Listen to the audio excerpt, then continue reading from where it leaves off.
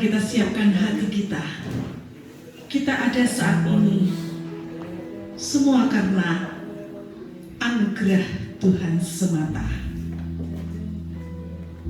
Firman Tuhan mengatakan, tetapi karena kasih karunia Allah, aku ada sebagaimana aku ada sekarang. Dan kasih karunia yang dianugerahkan kepadaku tidak sia-sia.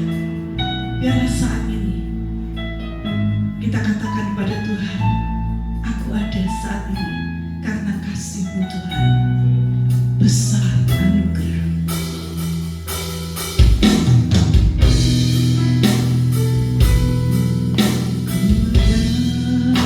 Sebagai mana ku ada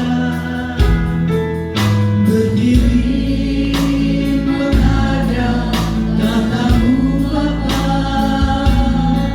semua karena anugerah-Mu yang telah selamatkanku.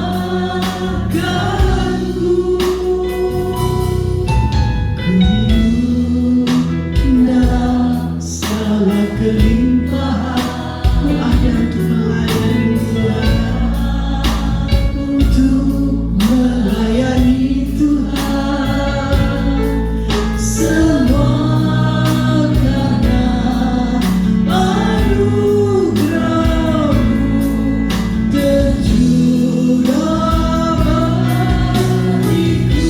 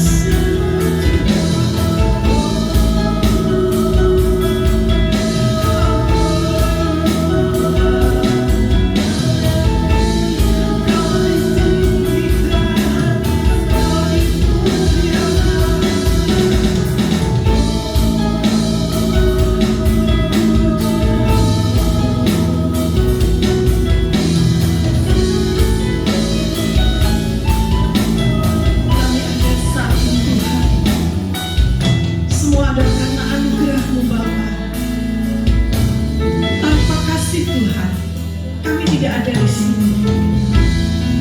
Tanpa kemurahan Tuhan, kami tidak ada seperti kami yang ada saat ini. Itu sebabnya Tuhan, saat ini kami mau menyiapkan hati kami. Kami mau memuji, kami mau memuliakan nama-Mu, karena hanya Engkau yang layak menerima pujian kami. Kami akan memulai ibadah kami di dalam nama Tuhan Yesus Kristus. Dan setiap kita percaya katakan amin. Puji nama Tuhan. Tetap berdiri saudara. Kita akan melihat bahwa kita ada saat ini adalah karena kemurahan Tuhan.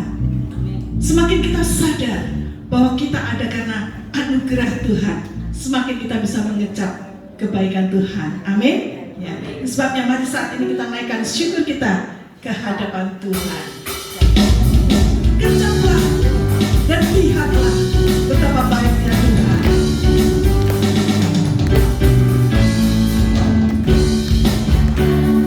Lihatlah dan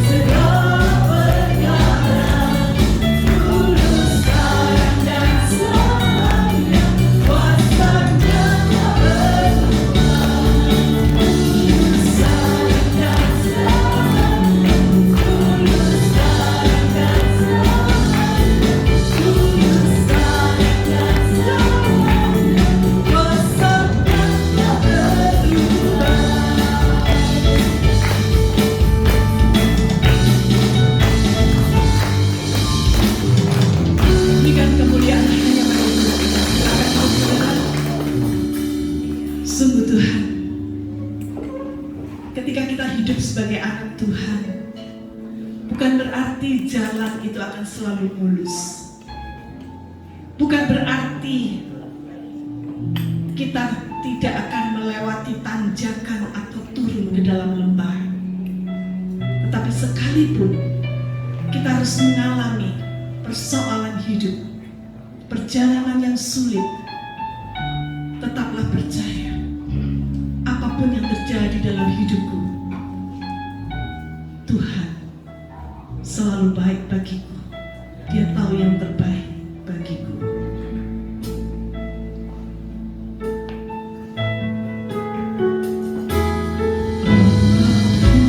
Yang terjadi di dalam hidupku, selalu ku berkata, Tuhan Yesus baik. Dalam segala hal yang terjadi,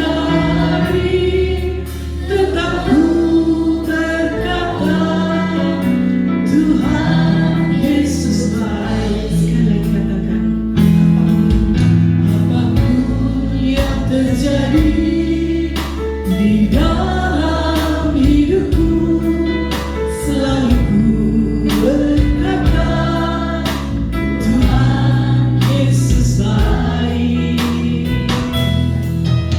Dalam segala hal yang terjadi, tetap ku berkata, Tuhan Yesus baik. Ku sembah Kau, sembah Kau, ku sembah Kau. Tak dapat ku membalas kasih-Mu. Katakan ku sembah Kau Tuhan. Ku sembah Kau, selalu menyenangkan.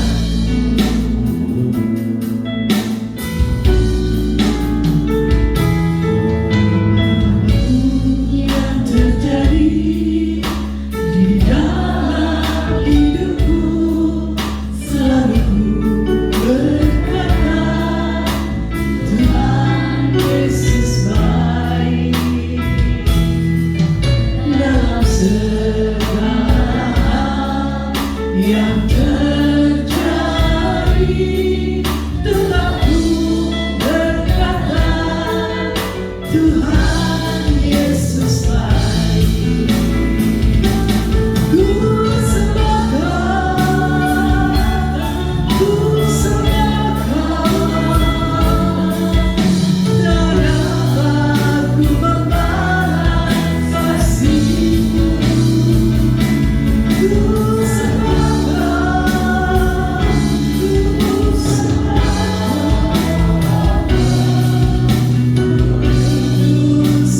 Saya mengajak kita semua untuk berdiri, katakan, ku sembah Kau Tuhan. Ku sembah Kau, ku sembah Kau. Tak dapat ku membalas kasih-Mu. Ku sembah Kau, ku sembah Kau.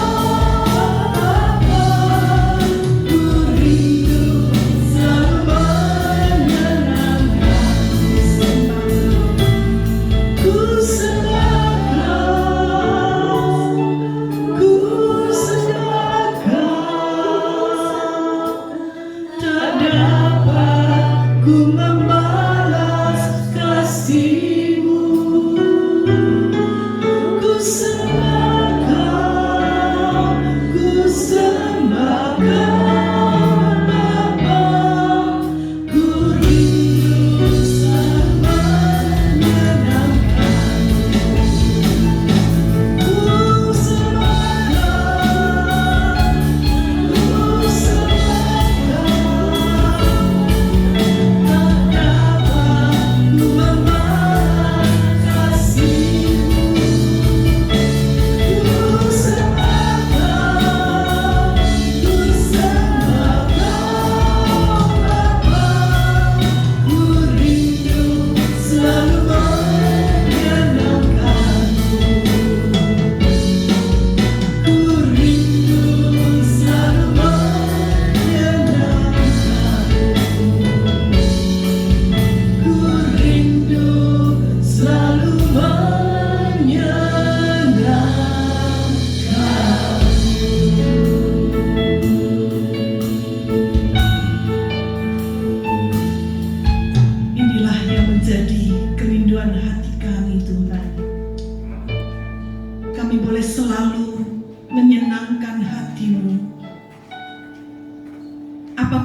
terjadi dalam hidup kami, kami tahu bahwa semua ada dalam kendali Tuhan. Tuhan tidak akan izinkan sesuatu yang terjadi tanpa seizin Tuhan. Engkau tahu Tuhan batas kemampuan kami. Itu sebabnya Tuhan saat ini kami mau serahkan hidup kami dalam tangan-Mu. Kami mau melekat kepadamu Tuhan. Engkaulah pokok anggur yang benar, dan kami adalah carang-carangnya. Itu sebabnya Tuhan saat ini kami rindu Engkau berbicara kepada kami. Nyatakan isi hati-Mu Tuhan, supaya kami boleh mengerti apa yang menjadi rancangan Tuhan dalam hidup kami semasa kami masih diberi kesempatan hidup di dunia ini. Biarlah kami gunakan waktu kami semaksimal mungkin untuk hal-hal yang berguna, untuk menyenangkan hati-Mu. Berbicaralah melalui hamba-Mu Tuhan, pakai lidah mulutnya untuk menjadi penyalur berkat bagi kami sekalian.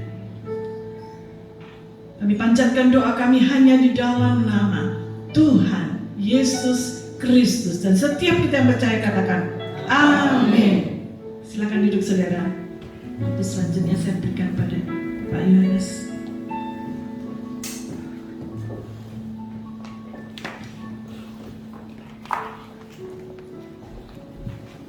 Shalom. Suaranya kurang kompak dan kurang keras. Shalom. Puji nama Tuhan. Pagi hari ini kita banyak memuji dan memuliakan nama Tuhan. Biarlah hati kita ditentramkan oleh Tuhan. Biarlah hati kita betul-betul boleh menghadap kepada Tuhan, dan kita merasakan bagaimana Tuhan dekat dengan hidup kita. Bagaimana Tuhan menjamah kehidupan kita, dan bagaimana Tuhan berkarya dalam hidup kita. Saudara sekalian, pagi hari ini saya ingin mengajak saudara melihat sebuah sejarah yang pernah terjadi dan ditulis secara khusus oleh Alkitab. Sekali lagi saya ingin memberitahu pada saudara bahwa Alkitab kita ditulis bukan cuma sekedar untuk mencatat segala sesuatu yang ada. Sebab kalau segala sesuatu yang ada, mulai dari penciptaan sampai karya penyelamatan Yesus, bahkan sampai nubuatan-nubuatan tentang kedatangan Kristus yang kedua kali, gak akan cukup. Banyak sekali. Jadi kalau begitu Alkitab itu diberikan kepada kita. Alkitab itu dicurahkan oleh Tuhan untuk kita baca, untuk kita hayati. Sebenarnya untuk apa?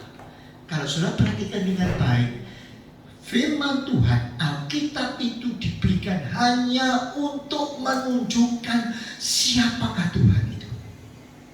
Sebab kalau tanpa petunjuk, tanpa wahyu Tuhan, kita tidak bisa mengenal siapa Tuhan kita sebenarnya. Banyak orang mencoba mencari kebenaran tentang siapa Tuhan itu, tetapi mereka tidak menemukannya. Mereka mencoba mencari dari kekuatan-kekuatan alam, dari kekuatan-kekuatan angin, kekuatan batu-batu yang besar, sehingga mereka menganggap bahwa itu adalah kekuatan yang istimewa, dan mereka mencoba menyembahnya. Tapi akhirnya mereka merasakan ternyata batu yang besar, yang kokoh, yang bisa menimpa mereka, dan mereka tidak bisa berdaya. Mereka tidak berdaya, ternyata kalah dengan halilintar. Karena ternyata ketika halilintar menyambar, batu itu pecah, hancur. Lalu mereka mengatakan, kalau begitu halilintar, dan seterusnya dan seterusnya. Manusia mencoba mencari siapakah Tuhan. Tapi ternyata hanya kalau Tuhan menunjukkan siapa dirinya sesungguhnya, baru kita mengerti siapa Tuhan itu. Dan itu ditunjukkan, diberikan melalui wahyu Allah dalam Alkitab kita. Nah, kalau sudah perhatikan dalam Alkitab, Alkitab menulis bagaimana siapakah Tuhan, tapi bukannya tentang siapa Tuhan. Di dalamnya juga menulis hal-hal yang penting dan pokok mau tentang hubungan antara Allah dengan manusia. Makanya kalau kita mau tahu bagaimana seharusnya respon kita kepada Tuhan, Alkitablah. Ada banyak sejarah-sejarah, kisah-kisah dicatat, ditulis. Tujuannya apa? Untuk kita mengerti bagaimanakah seharusnya hubungan Allah dan manusia. Demikian juga hubungan antara manusia yang satu dengan manusia yang lain dalam hubungannya, kaitannya dengan Allah. Selain itu tidak ditulis. Jadi berarti kalau sudah melihat ada kisah yang istimewa ditulis di sana, itu pasti ada makna dan arti khusus untuk kita memahami, kita mengerti bagaimanakah seharusnya kita menjalani kehidupan ini. Dalam hal apa? Mengenal Allah, satu. Yang kedua, dalam hubungan saya dengan Allah. Yang kedua, dan yang ketiga, dalam hubungan saya dengan sesama, dengan alam semesta yang berkaitan dengan Allah.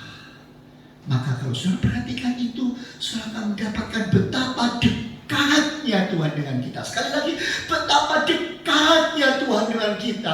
Bagaimana Tuhan menuntun dan memimpin hidup kita. Bagaimana Tuhan begitu luar biasa bagi kehidupan ini.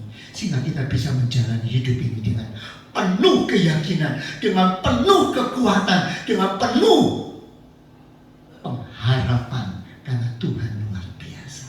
Itu sebabnya saya ingin mengajak saudara saat ini melihat sebuah kisah yang ditulis dalam Alkitab.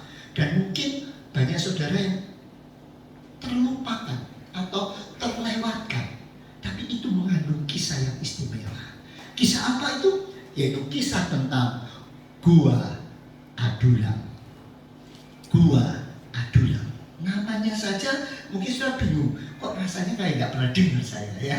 Nah kalau belum pernah dengar, kali ini kita mendengarnya. Gua Adulam. Untuk itu mari kita membuka Alkitab kita. Kita akan membaca di dalam 1 Samuel pasal yang ke-22 ayat 1 sampai ayat yang ke-5.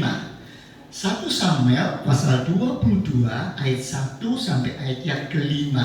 Ayat yang ganjil akan saya bacakan, ayat yang genap Bapak Ibu yang baca sama-sama dengan suara yang keras. Nanti ayat yang terakhir kita baca rame-rame ya. Baik ya, kita mulai 1 Samuel 22 ayat yang pertama sampai ayat yang ke-5. Ayat yang pertama saya baca. Lalu Daud pergi dari sana dan melarikan diri ke Gua Adulam. Ketika saudara-saudaranya dan seluruh keluarganya mendengar hal itu, pergilah mereka ke sana mendapatkan dia. Ayat yang kedua. Berikutnya juga padanya setiap orang yang dalam kesukaran, setiap orang yang dikejar-kejar utang piutang, setiap orang yang sakit hati, maka ia menjadi pemimpin mereka. Bersama-sama dengan dia ada kira-kira 400 orang. Dari sana Daud pergi ke Mispa di Moab dan berkata kepada raja negeri Moab, izinkanlah ayahku dan ibuku tinggal padamu sampai aku tahu apa yang akan dilakukan Allah kepadaku. Ayat yang keempat. Lalu didatangkanlah mereka kepada raja negeri Moab, dan mereka tinggal bersama dia selama Daud ada di gunung. Ayat yang kelima sama-sama 2-3. Tetapi Gad nabi itu berkata kepada Daud, janganlah tinggal di kubu gunung itu, pergilah dan pulanglah ke tanah Yehuda. Lalu pergilah Daud dan masuk ke hutan Keret.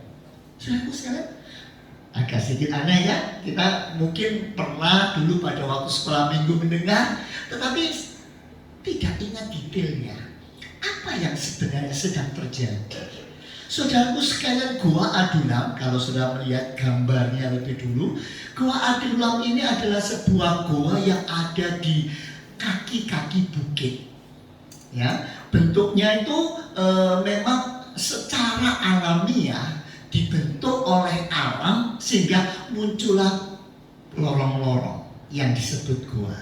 Nah, teman-teman kita yang dari Papua pasti sangat hafal gitu ya. Ketika saya di sana berjalan dari Wamena menuju ke pegunungan itu, saya banyak sekali gua-gua di sana. Dan lucunya di sana kalau ada orang sedang melihat kopi, saya berhenti di situ, tempat berhenti, menyanyi-nyanyi dan sebagainya. Wah, yang gembira, senang sekali.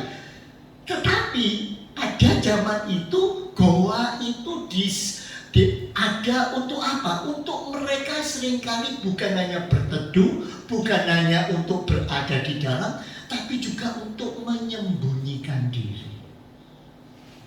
Apa yang terjadi dengan Daud sebetulnya? Kalau sudah perhatikan dan dibaca di rumah dalam 1 Samuel pasal mulai 21, nanti di rumah ya, sudah boleh baca, bisa menjadi bagian dari renungan harian dan sebagainya. 1 Samuel pasal 21 mulai ayat 1, terus nanti kalau sudah baca sampai pasal 22, sudah akan menemukan bagaimana sebetulnya situasi dan kondisi yang sedang terjadi. Pada waktu itu Daud sedang dikejar-kejar oleh ayah mertuanya yang notabene adalah raja. Siapa? Raja Saul. Mertuanya sendiri sedang mengejar-ngejar menantunya yang adalah siapa? Daud. Pada waktu Daud dikejar-kejar, Daud itu sudah diurapi, sudah dinobatkan sebagai raja. Jadi ini ceritanya raja dikejar oleh raja. Raja yang satu ingin membunuh Daud. Sudah bisa tahu kalau orang sedang melarikan diri masuk ke dalam goa dalam kondisi sedang dikejar, itu berarti apa? Suasana yang sangat menyenangkan, gembira, menyanyi, bersuka cita, ya kan? Loh, saudara, menyenangkan nggak situasi itu? Tidak. Loh, kalau sedang jalan-jalan seperti waktu itu saya jalan di pegunungan di Irian itu, lalu saya masuk, saya mencoba menikmatinya sambil nyanyi-nyanyi, senang. Memang nggak ada apa-apa. Tapi Daud dikejar. Dan sudah tahu, bukan hanya dikejar untuk dibunuh oleh ayah mertuanya, tapi dia juga dikejar dan sedang diintai oleh tentara-tentara musuh. Kenapa oleh tentara musuh? Karena dia sudah apa? Membunuh Filistin.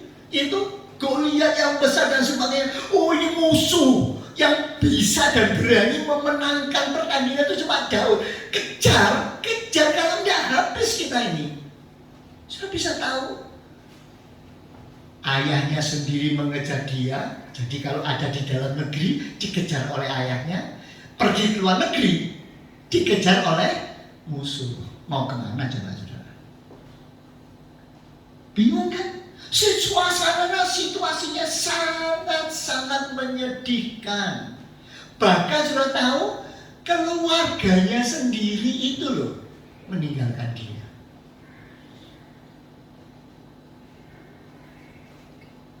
Kalau saudara perhatikan dan pikir dengan baik, bagaimana situasi Daud saat itu, dia sangat merana. Ketika dia ada di dalam gua, dia sangat kesepian, sendiri. Sudah sendiri, kesepian, ketakutan lagi karena mau dibunuh. Tidur, orang kalau sudah dikejar seperti itu bisa tidur nyenyak enggak? Susahnya setengah mati. Bayangkan saudara, situasi itu adalah situasi yang sangat tidak menyenangkan. Tapi pernahkah saudara berpikir dengan dalam?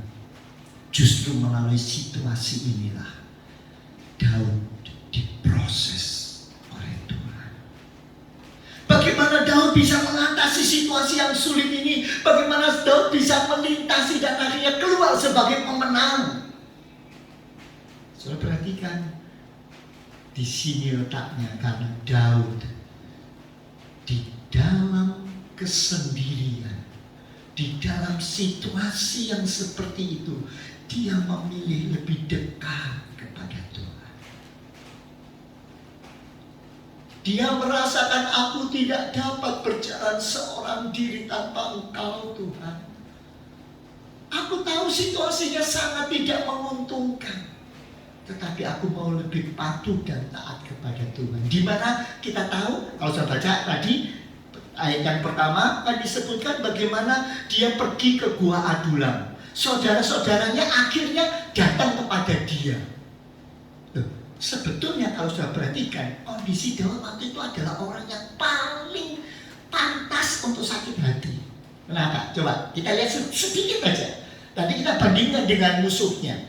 Daud pada waktu itu ketika sejak kecil itu oleh keluarganya seolah-olah tidak diperhitungkan. Masih ingat pada waktu Samuel datang untuk memilih raja, Tuhan mengatakan, datanglah pada Isai. Lalu Samuel datang, Isai, kau punya banyak anak toh? Coba keluarin anak-anakmu. Tuhan berkata, salah satu dari anakmu akan menjadi raja Israel. Kalau saudara sebagai ayah dibilang anakmu akan jadi pejabat, kira-kira seneng gak? Bangga gak? Siapa yang akan ditunjukkan? Pasti anak-anaknya yang kakak-kakak yang hebat-hebat. Betul gak? Nah, kalau enggak mau jadi enggak, kau cari yang. Dan ternyata siapa yang dikeluarkan? Kakak-kakaknya Daud, dari yang paling besar sampai yang paling kecil, kecuali Daud. Berarti sama ayahnya Daud sendiri dianggap apa? Pupuk bawang. Gak iso nih Daud itu. Di sana aja sudah diam sana, pinggir di belakang, ngapain kamu maju? Gak pantas. Kakak-kakakmu itu. Kalau kamu, bayangkan saudara. Sudah begitu, dalam proses akhirnya Samuel menemukan Daud yang bingung. Setelah ditentukan Daud, pada waktu Goliat menantang orang Israel, Daud pergi membawa makanan untuk memberi kepada kakak-kakaknya. Dan memang kakak-kakaknya pahlawan semua, perwira beragam perkasa. Buktinya dia yang maju di medan perang.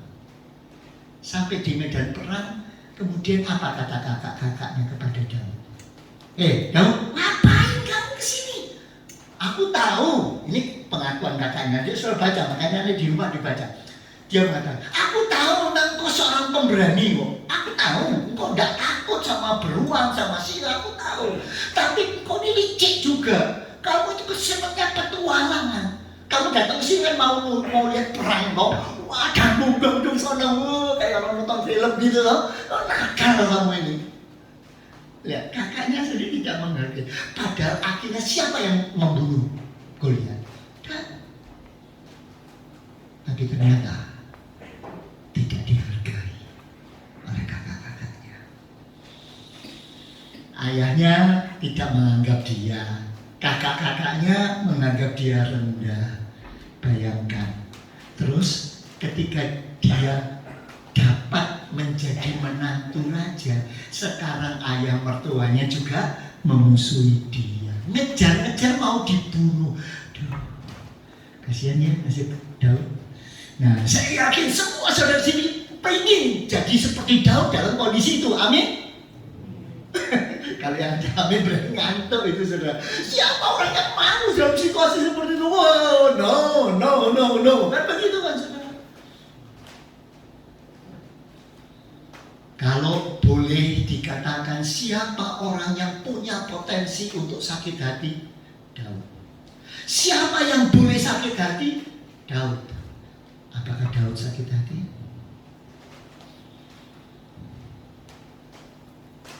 Bandingkan sekarang dengan ayah mertuanya si Saul. Bagaimana dengan Saul? Saul menghadapi situasi dan kondisi itu. Saudara perhatikan dalam kisah yang sama nanti dalam pasal 22. Di situ terjadi suatu peristiwa yang sangat tragis.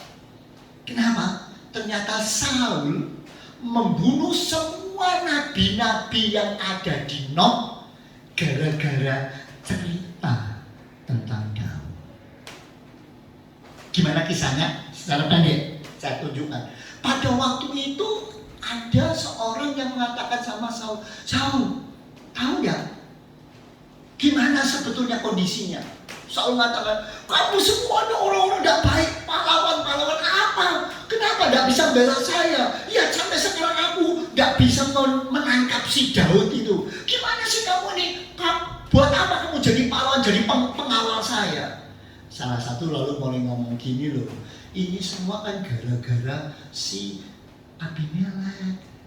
Dia itu nabi, kedatangan sama Daud, terus Daud dilindungi, dikasih makan, dikasih bekal, terus disuruh dimintakan bertanya sama Tuhan tentang kehendak Tuhan kepada Daud. Itu yang menyebabkan, dengar itu, Abimelek panggil. Siapa yang dipanggil? Abimelek. Sama siapa? Seluruh keluarganya. Nabi-nabi, jumlahnya 70 sampai 80 orang dipanggil semua. Terus ditanya, kenapa kamu kok bantu? Kamu buat makar, kamu buat pemberontakan dia, kamu bantu Daud. Kenapa kamu kasih makan dia? Kenapa kamu tanyakan sama Tuhan kehendak Tuhan atas dirinya? Kenapa? Kamu nggak tahu, saya kan raja. Kamu kok berbuat gitu? Kamu berarti pengkhianat kamu. Lalu Abimelek menjelaskan, enggak begitu loh raja. Sebetulnya waktu itu Daud datang, dia mengatakan bahwa aku ini adalah utusan raja. Dia kan menantu, dia kan pahlawan yang sudah membunuh Goliat, kan hebat. Nah dia datang ngomongnya, lalu dia ngomong datang, siapa enggak kenal Daud, tahu lah dia. Nah dia ngomongnya, aku ini diutus raja untuk tugas khusus. Lah coba tanyakan sama Tuhan apa kehendak Tuhan bagi saya. Masa sebagai nabi nggak boleh tanya sama Tuhan? Salahkah aku? Enggak toh. Orang datang minta supaya tanya sama Tuhan karena pada waktu itu semua berita, semua kehendak Tuhan itu disalurkan melalui para nabi. Itu sebabnya kalau sekarang saya diminta, masa saya salah? Lah kalau saya kasih makanan sesuatu, bukankah dia orang yang hebat? Itu kan menantu raja. Dia kan yang sudah mengalahkan itu Goliat yang besar. Loh, kenapa salahnya? Tetap, pokoknya kamu salah, nggak bisa. Kamu sudah berbuat maka bunuh. Saul, sudah diberi penjelasan secara logis saja masih marah, bunuh. Saudara tahu siapa yang membunuh? Tidak ada seorang pun yang berani maju. Ini banyak panglima, tidak ada yang mau karena mereka mikir, ini rajaku ini rodok gini. Loh sudah jelas itu kok yo masih mau bunuh. Wah gini raja ini. Raja masih sudah diingatkan dengan orang-orang yang setia disuruh bunuh tidak mau maju, dia panggil, no, ayo bunuh dia. Satu yang tadi lapor itu yang disuruh membunuh dan akhirnya dibunuh seluruhnya. Apa bedanya Daud dengan Saul? Saul memelihara kebencian, Saul memelihara sakit hati, Saul memelihara rasa dendam, segala ingatan-ingatan masa lalu terus disimpan, sehingga yang ada adalah akal tidak sehatnya yang muncul. Dia menjadi orang yang tidak normal. Beda dengan Daud. Daud sudah, kalau dikatakan dia menyimpan sakit hati, dia diperlakukan tidak adil oleh ayahnya, direndahkan oleh saudaranya, dimusuhi oleh Saul. Kalau mau dia itu paling potensi untuk sakit hati, saudara. Tapi ternyata dia sakit hati, no. Kenapa? Siapa yang datang sama dia? Yang datang sama dia itu orang-orang yang sedang bermasalah, orang yang sedang susah, orang yang sedang dikejar-kejar oleh tukang tagih karena hutangnya banyak. Orang-orang yang sedang sakit hati datang sama Daud. Coba kalau saudara jadi Daud, hatinya lagi susah, lagi tidak karu-karuan seperti itu, didatangi sama orang-orang yang sama-sama susahnya, gimana kira-kira? Saudara kata, ayo kita sekarang pesta, oke, ayo menawi, gitu. Banyak orang lebih memilih mengasihi mengasihani dirinya sendiri. Oh, aku yang ini, kamu podo-podo semua. Ayo kita berontak, ayo kita berbuat kejahatan. Banyak orang berpikir seperti itu. Tapi Daud tidak melakukannya. Justru menghadapi orang-orang seperti itu, Daud merangkul mereka. Dia meninggalkan sakit hati dan masalahnya. Dia berusaha menolong mereka, merangkul mereka, menjadi satu, mengarahkan mereka pada jalan yang baik dan benar, sehingga akhirnya Daud menjadi pemimpin dari 400 orang yang seperti itu. Bayangkan saudara, 400 loh. Kalau cuma 1-2 mungkin nolong bisa, kalau 10 mungkin masih mampu. Kalau sudah 100, kalau sudah 400, Daud memilih, aku mau lebih dekat kepada Tuhan. Kalau Tuhan izinkan, Tuhan berikan, aku mau lebih menyerah kepada Tuhan. Aku akan buang semua hal-hal yang memberatkan ini. Aku hanya mau berserah kepada Tuhan. Sehingga makanya pada ayat yang kelima, tetapi di Gad, Nabi itu berkata kepada Daud, jangan tinggal di kubu gunung itu terus. Keluar. Daud mengatakan, patuh kepada Tuhan. Karena dia tahu hanya berserah kepada Tuhan, hanya mau menyerahkan kehidupannya, patuh kepada Tuhan, nurut kehendak Tuhan. Di situ letaknya jalan keluar dari persoalan kehidupannya. Kadang-kadang kita berpikir, aku dewe susah. Tapi kalau Tuhan katakan, jadilah kepanjangan tanganku, jadilah orang yang kuutus, adakah kita membantah? Daud mengatakan, aku siap.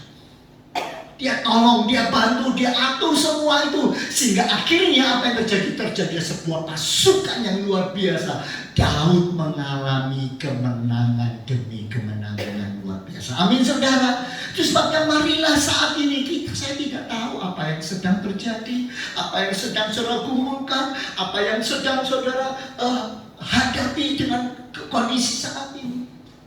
Ingat, terapi goa adulam, dekat kepada Tuhan. Jangan merasa diri orang yang paling lemah atau orang yang paling patut dikasihani. Mari kita mengatakan, aku mau berdiri di hadapan Tuhan. Aku bukan mau menjadi orang yang hanya cuma ditolong, tapi aku menjadi orang yang menolong. Aku menjadi orang yang gagah perkasa. Sudah tahu, dari 400 orang yang ada di Goa Adulam yang bermasalah itu, akhirnya muncul 30 panglima Daud. Dari 30 muncul 3 pejabat istimewa, antara lain Abisai, kemudian juga Isbel, dan juga satu lagi Benaya. Luar biasa. Kapan mereka bisa jadi seperti itu? Karena mereka tahu inilah saatnya kita bersatu, kita bersekutu, kita tinggalkan potensi sakit hati, tekanan-tekanan, pikiran-pikiran, semua suasana yang tidak menguntungkan, semua harus dipergikan. Saya fokus kepada Tuhan, maju terus dalam Tuhan, terus berjuang bagi Tuhan untuk kemuliaan nama Tuhan. Maka Tuhan yang akan menolong kita semua. Amin saudara. Mari, di mana iman saudara? Di mana hati saudara? Kalau Tuhan sekarang sedang utus orang-orang yang bermasalah di sekitar saudara, bukankah itu Tuhan punya rancangan untuk memakai hidupmu agar menjadi Allah di dalam tangannya? Jangan diam, jangan merasa aku sendiri perlu ditolong, kok harus menolong. Kalau Tuhan beri kesempatan ketika saudara bisa menolong, berarti saudara lebih dari pemenang, karena saudara sendiri sudah pasti ditolong oleh Tuhan. Amin saudara. Kapan kita bisa memberi kalau Tuhan tidak memberi berkat lebih dulu pada kita? Kalau Tuhan beri kesempatan kita untuk menolong orang yang sedang dalam kesulitan, berarti kita punya kelebihan, bukan? Syukuri itu. Kata Tuhan, aku mau setia. Karena disitulah letak Tuhan sedang bekerja dan berkarya dalam hidup kita. Mari, jangan lemah. Jangan merasa kenapa kok begini, kenapa kok begitu. Pagi hari ini Tuhan ingin berkata, kokohkan, kuatkan diri. Jadilah orang-orang yang perkasa. Jadilah orang-orang yang walaupun mempunyai banyak persoalan masalah, tapi yakinlah Tuhan sedang memimpin hidupmu, dan Tuhan akan memimpin hidupmu dan akan memberikan kemenangan demi kemenangan kalau sudah patuh dan taat hanya kepada Tuhan. Itu sebabnya pagi hari ini saya ingin mengajak saudara merenungkan situasi ini, kondisi dengan sungguh-sungguh. Saya ingin mengajak saudara merenungkan dengan dalam. Saya teringat dengan sebuah lagu yang mengatakan, aku tak dapat jalan sendiri. Tuhan, tolong aku, biarlah sinarmu menerangi diriku, sebab aku tidak dapat jalan seorang diri. Hanya ketika kita bersandar kepada Tuhan, hanya ketika kita berserah kepada Tuhan, di sanalah ada tangan kuasa Tuhan yang luar biasa. Janganlah jadi lemah. Apapun sedang saudara hadapi, berdiri tegak dan kata, Tuhan, aku siap menjadi pahlawanmu. Sebab apapun boleh terjadi, melewati lembah duka yang semu, gelap dan ngeri, aku tahu Engkau adalah pertolongan atas hidupku.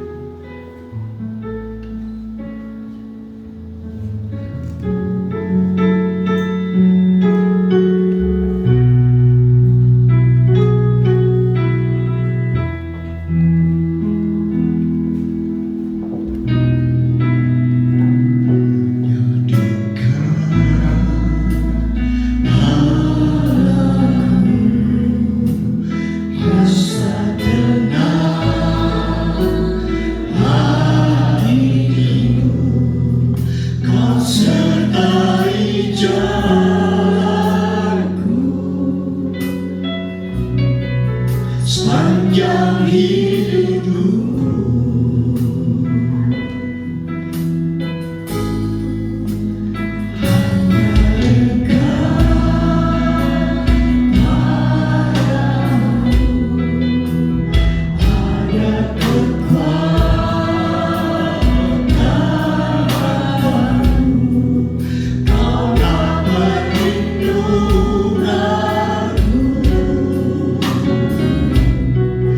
keselamatanku.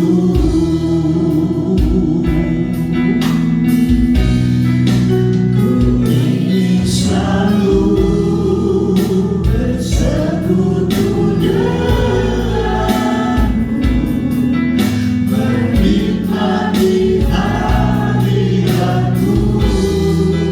Biarlah rohmu di dalam hidupku, sungguh indah bersamamu.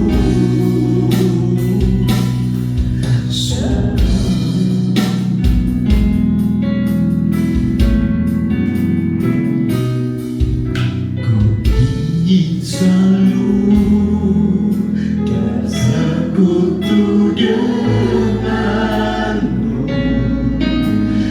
menikmati hadiratmu. Biarlah rohmu tinggal dalam hidupku, sungguh indah bersamamu.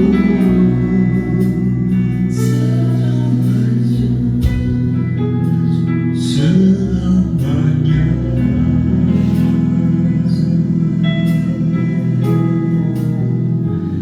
Marilah pagi hari kita datang kepada Tuhan.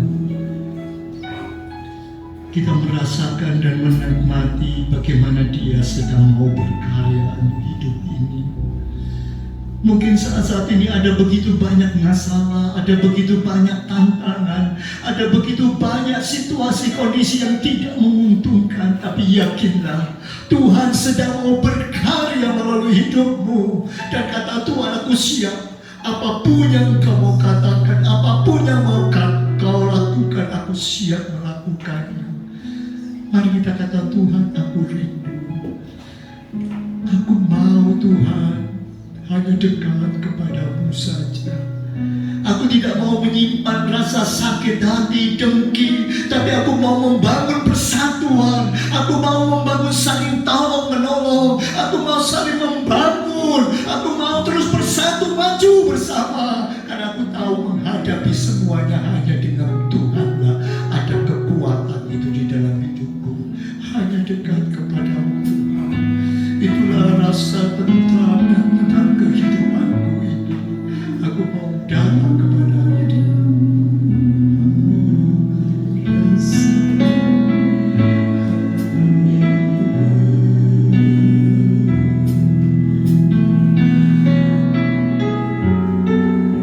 Mari kita menyanyikan ini sebagai sebuah doa kita kepada Tuhan. Aku hanya patuh kepadamu. Dekat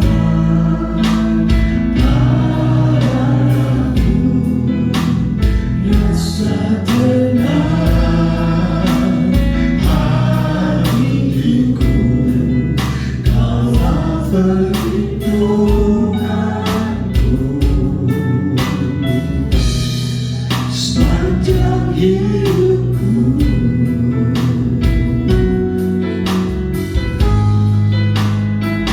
Hanya dekat padamu ada kekuatan baru. Kaulah perlindunganku, keselamatanku. Marilah pagi hari ini, siapa saudara yang mau mengatakan aku mau menjadi pahlawan Kristus, aku mau berdiri tegak, aku mau membangun persatuan dan kesatuan, aku akan meninggalkan rasa sakit hati, semua potensi-potensi jelek. Mari saudara dipanggil Tuhan yang mau mengatakan aku mau berdiri tegak, saudara berdiri di tempatku dan katakan biar Rohmu Tuhan tinggal dalam hidupku, sehingga aku boleh dapat kemenangan. Puji Tuhan. Siapa saja mengatakan Tuhan aku mau berdiri tegak, aku mau terus membangun persatuan untuk menang di dalam Engkau. Haleluya. Saya mau mengatakan aku menjadi pahlawan Kristus, aku mau lebih patuh kepada Tuhan dan menjadi tetap pahlawannya. Siapa sudah berdiri di tempatku dan nyanyikan lagu ini dengan sungguh-sungguh. Dia dalam hidupku, sungguh indah bersamamu. Haleluya. Ada lagi saudara yang hebat, aku mau Tuhan. Puji Tuhan. Haleluya. Ada lagi saudara yang mengatakan silakan berdiri di tempatku dan aku hakimi aku mau tanggalkan semua yang lama, semua yang mengikat. Aku mau tinggalkan semua, aku mau berdiri di hadapan Engkau. Aku mau menjadi pahlawan-pahlawanmu dan aku mau menang bersama dengan Engkau. Ya, supaya dikatakan ku ingin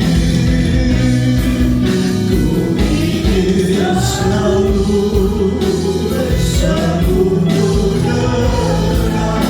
dengan iman. Ambillah imanmu berdiri dan katakan aku tanggalkan semua yang membuat kesusahan. Kelemahan aku injak dalam nama Yesus. Aku tanggalkan semua. Ya Yesus, sungguh indah bersamamu.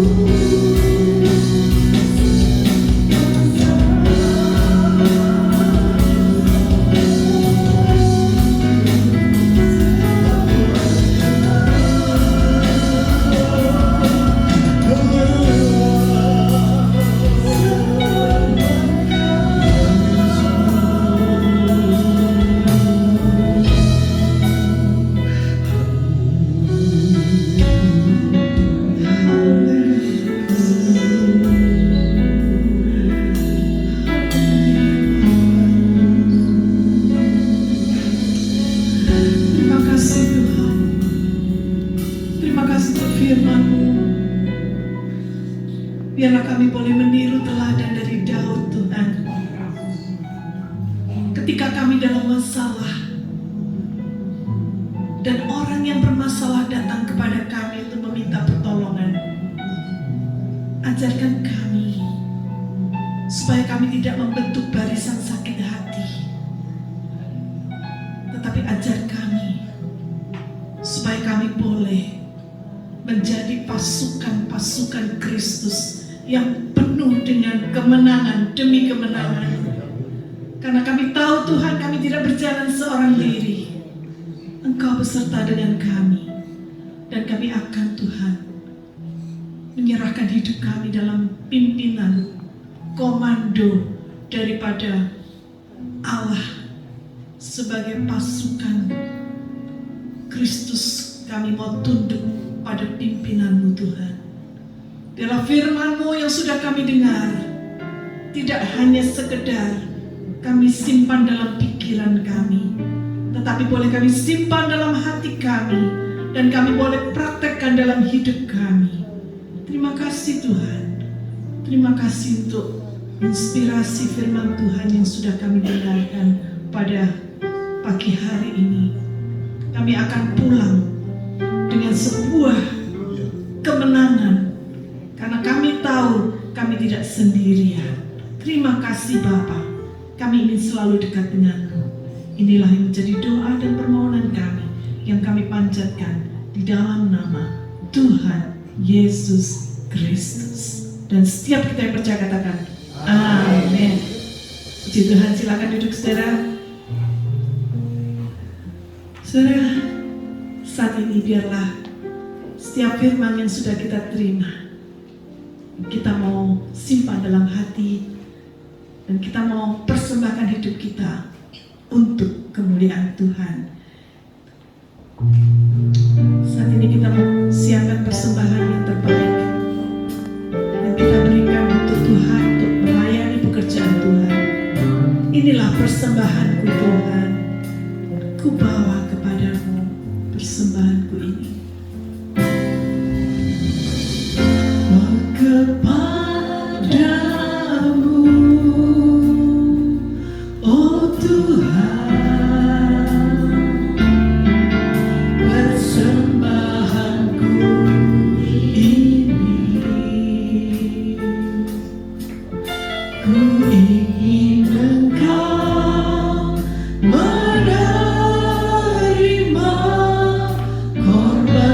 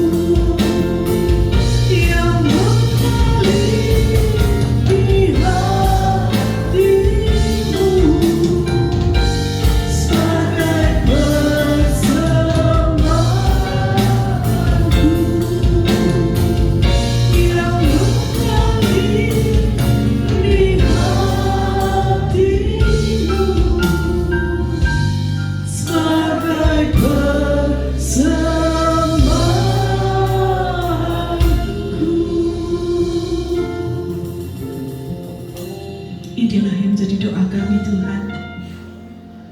Biarlah Engkau terima setiap persembahan yang telah kami berikan kepadamu sebagai ungkapan rasa syukur kami karena kebaikan-Mu Tuhan, karena kasih setia-Mu Tuhan yang memampukan kami untuk menghadapi segala persoalan hidup kami. Apapun yang terjadi dalam hidup kami tahu Engkau sudah berikan yang terbaik. Dan itu sebabnya Tuhan, biarlah persembahan kami ini boleh berguna bagi pekerjaan Tuhan untuk melayani Engkau sampai pada akhir hidup kami. Terima kasih Tuhan, terima kasih untuk firman-Mu, terima kasih untuk persekutuan yang indah pada saat ini. Kami benar-benar Tuhan boleh merasakan Engkau hadir di tengah-tengah kami. Itu sebabnya saat ini, saudaraku sekalian, mari kita angkat hati kita, tangan kita di hadapan Tuhan. Kiranya kasih karunia dari Allah Bapa kita menyertai engkau dimanapun engkau berada. Kasih setia Tuhan Yesus, persekutuan dengan Roh Kudus akan menguatkan hati dan jiwamu. Pulanglah, jadilah berkat dimanapun engkau berada. Biarlah kasih karunia Tuhan akan menguatkan hidupmu mulai sekarang sampai selama-lamanya. Di dalam nama Tuhan Yesus Kristus